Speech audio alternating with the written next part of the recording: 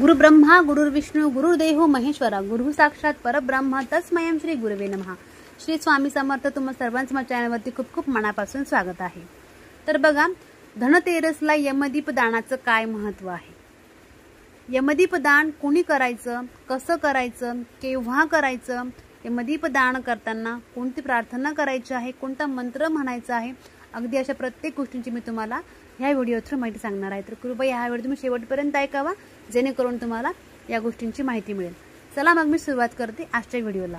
तर बघा, धनतेरसला यमदीप दानाचे खूप महत्त्व आहे। म्हणजेच या दिवशी आपल्याला यमराजाला, यमदेवतेला दिवा दान करायचा असतो।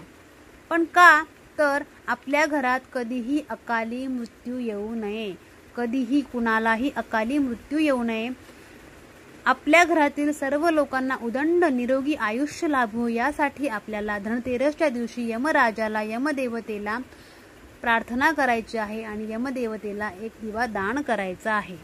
तर बघा, शेवटी मृत्यू हेच अंतिम सत्य आहे आणि ही गोष्ट आपण सर्वांनीच स्वीकार करायला हवी। आता आपण म्हणतोच कोणतंही संकट नको, तर यासाठीच आपल्याला कोणतंही संकट नको, मृत्यूचं भय नको। माहिती आहे की शेवटी आपला सगळ्यांचा शेवट हा त्यानेच होणार आहे, पण तरीही प्रत्येकाच्या मनात ही भीती असतेच। म्हणूनच आपल्याला अकाली मृत्यू येऊ नये, आपल्या परिवारातील प्रत्येक मेंबरचं रक्षण व्हावं, म्हणून आपल्याला यमदेवतेला हा दिवा दान करायचा असतो। तर खरं तर यमाचा दिवा आपण वर्षातनं एकदाच लावतो आणि तो पण लावतो धनतेरसला। म्हणून आवर्जून तुम्ही हा दिवा लावायचा आहे सायंकाळी 7:30 नंतर, जेव्हा आपण पूर्ण धनतेरसची पूजा करू त्यानंतर आपल्याला हा दिवा लावायचा आहे। 7:30 नंतर हा दिवा आपल्याला लावायचा आहे। तर हा दिवा कोणीही लावू शकतं, घरातली स्त्री पुरुष, जर स्त्रीला काही अडचण असेल तर पुरुष देखील हा दिवा लावू शकतं, घरातील मुलं मुली देखील हा दिवा लावू शकता, असं काही नाहीये। म्हणून आता हा दिवा कसा लावायचा, तर बघा, हा दिवा तयार करताना आपल्याला गव्हाची कणिक मळवायची आहे। गव्हाच्या कणकेमध्ये आपल्याला मीठ घालायचं नाहीये, बिना मिठाची गव्हाची कणिक मिळवायची आहे। त्यामुळे थोडीशी हळद ऍड करा। हळद ऍड करून आता कोणी कोणी हा दिवा चौमुखी बनवतं, तर कोणी एकमुखी बनवतं, तुमच्याकडे जशी पद्धत आहे तुम्ही तशी बनवा। तर आता दिवा बनवल्याच्या नंतर त्याच्यासोबत आपल्याला 2 मुटकुळे बनवायचे आहे, 2 मुटकुळे बनवायचे। दिवा बनवल्याच्या नंतर वाट टाकल्यानंतर त्याच्यामध्ये तिळाचंच तेल टाकायचं आहे। तिळाचं तेल यासाठी की तीळ आपल्या घराची इडापिडा संकट निघून जावं, म्हणून तिळाचंच तेल टाकायचं आहे। आणि दुसरं एक कारण म्हणजे तिळाच्या तेलामुळे दिवा हा जास्त वेळ जळतो, म्हणून तिळाचं तेल वापरा।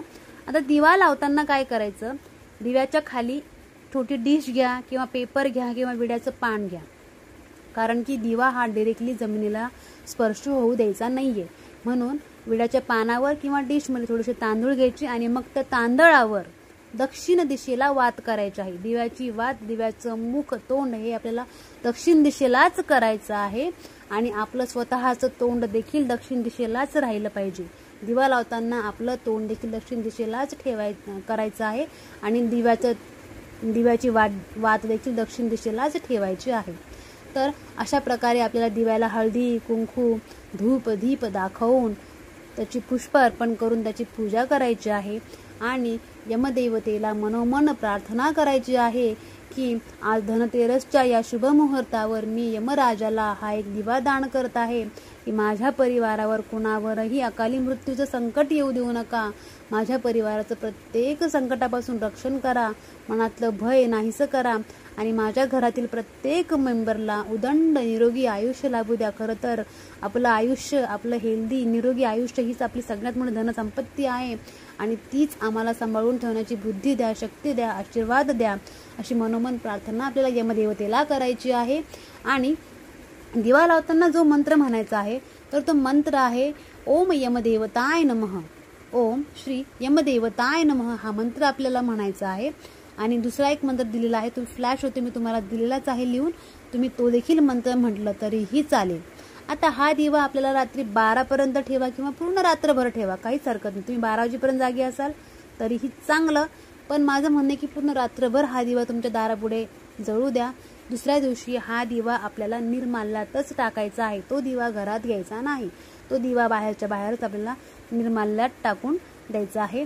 आणि अशा प्रकारे आपल्याला यमदीप दान धनतेरसच्या दिवशी करायचं आहे। तर बघा, अतिशय महत्त्वाची अशी सेवा आहे ही यमदीपदान दरवर्षी करायलाच हवं। जर तुम्हाला माहिती नसेल तर नक्कीच हा व्हिडिओ पूर्ण ऐका आणि मी सविस्तर माहिती सांगितलेली आहे।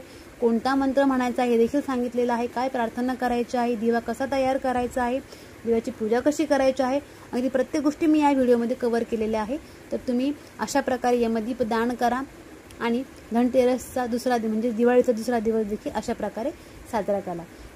तर सर्वांना दिवाळीच्या पुन्हा एकदा मनापासून खूप खूप शुभेच्छा। सगळ्यांना ही दिवाळी आरोग्याची, समृद्धीची, सुखाची, आनंदाची जावो। आणि आवडला असेल व्हिडिओ तर नक्की जास्त लोकांपर्यंत शेअर करा, जेणेकरून सगळेच जण या माहितीचा लाभ घेऊन यमदीपदान करतील। चला मग भेटूया अशाच पुन्हा नवीन माहितीसोबत। तोपर्यंत श्री स्वामी समर्थ।